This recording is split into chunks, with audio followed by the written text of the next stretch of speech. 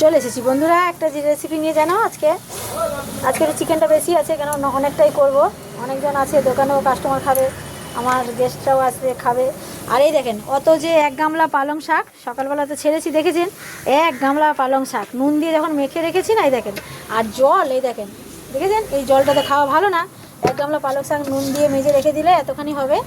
এবার পেঁয়াজ দিয়েছি, এতে কিন্তু আমি 3খানা পেঁয়াজ দিয়েছি, কোনো ফোড়ন ব্যবহার করিনি, পেঁয়াজটা দিলাম। এবার আদা রসুনের পেস্ট দেবো, ওটাও বেশি দেবো না, এই যে 2 কিলো মাংসতে এইটুকুনি আদা রসুনের পেস্ট দেবো, লাইট করব, লাল লঙ্কাও দেবো না। গোটা গোটা কাঁচা লঙ্কা ফেলবো, যে ঝাল খাবে খাবে, একটু অন্যরকম করব বন্ধুরা, দেখো দেখতে থাকো। আজকেও পালং শাক চিকেন করব, বেটে তো করেছি আর ভেজে নিই। আচ্ছা এবার বন্ধুরা পেঁয়াজ ভাজতে ভাজতে মশলা আদা রসুনও ভাজা হবে, চিকেনটাও ভাজা হবে, চিকেনটাও দিয়ে দিলাম।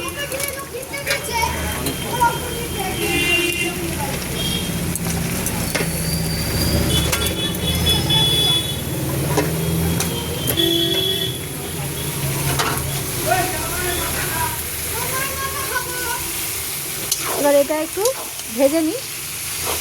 এই রসুন পেঁয়াজ দেখুন দেখাই যাচ্ছে না, খালি চিকেনটাই দেখা যাচ্ছে। আচ্ছা দেখেন কিছু দিলাম না, লবণ তো দিতেই হবে পরিমাণ মতন, আর টমেটো দিয়েছি, হলুদ দিয়েছি, আর কিন্তু কিছু দিইনি বন্ধুরা। একটু নাড়িয়ে নিই।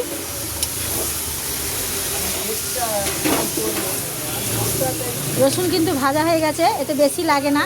এটা বেটেও যদি করেন এরকমই করা যায়, অপূর্ব লাগে, কিন্তু বেটে খাওয়াবো না, বেটে তো সবাই করে, গোটা দিয়ে করে না, ওই জন্যই আমি এটাকে এরকম করে নিয়েছি। এটা কষিয়ে নিই, দেখেছেন বন্ধুরা একটুখানি জল দিয়ে কষিয়ে নিয়েছি, তেলের উপরে চলে এসছে। এবার করে নিই, পালং শাকটা একটু দিয়ে নিই। এ দেখেন কত পালং শাক, কম হয়ে গেল, আর একটু হলে অতটা ভালো হতো, মাংস বেশি পালং শাক কম, দিয়ে নিই, দেখাচ্ছি আবার দেখতে থাকে। আচ্ছা এতে তো আমি লঙ্কা ফঙ্কা কিছু বন্ধুরা দিইনি, দেখলেন হলুদ দিয়েছি, আর এই যে টমেটো আর কাঁচা লঙ্কাটা গোটা দিলাম, কেন টমেটোটা একটু গোটা থাকার জন্যে, ওটা গ্রেভি হয়ে গেছে, আর এটা গোটা থাকার জন্যে, আর কাঁচা লঙ্কাটাও গোটা থাকার জন্য।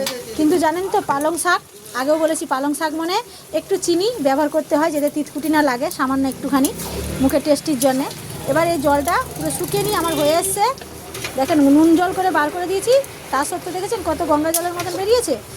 খেতে যেমন দুর্দান্ত টেস্ট, আর এটা অন্যরকম, বেটে করলে মিশে যায়, বেটে তো করাই যায়, কিন্তু এটাও একরকম খেতে লাগে বন্ধুরা। আমার তো বেটের থেকে এইটা ভালো লাগে, যখন শাকটা ভাতে মাখি খাবো না, ও ফাটাফাটি একদম, জানেন দুর্দান্ত। আমার গেস্টরা খেয়ে দেখুক কেমন লাগে, দেখাবো তখন আপনাদের করব। আমি তো একটু বেশি করি, কেন আমার দোকান আছে, কাস্টমারও যদি বলে দাও তখন তো আমাকে দিতে হয়, এই জন্যে এটা হতে থাকুক, দেখাচ্ছি, দেখতে থাকুন। দারুণ রেসিপি, একদম দুর্দান্ত ফাটাফাটি, ঠিক আছে বন্ধুরা। এটা কিন্তু আমার পুরো রেডি। এতে ঘি একটু না দিলে হয়, যেহেতু আমার গেস্টরা খাবে আজকে, একটু অন্যরকম ওই জন্যই বানাচ্ছি। সকালবেলা একটু ঘিটা দিলাম, শাকে ঘি লাগে না কিন্তু আমি তাও দিলাম একটুখানি। আর একটু দেবো গুঁড়ো গরম মশলা, যেহেতু গোটা দিইনি।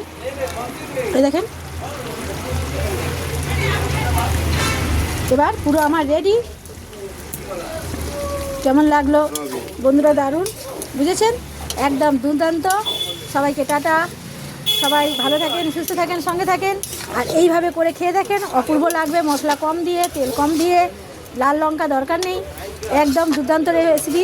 লাল ঝাল গোটা গোটা দিয়েছি, এই যে গোটা গোটা যে খাবে তাকে গোটা গোটা দিয়ে দেবো কাস্টমারদের, আর গেস্টদেরও দেবো যদি খায় কেমন করে।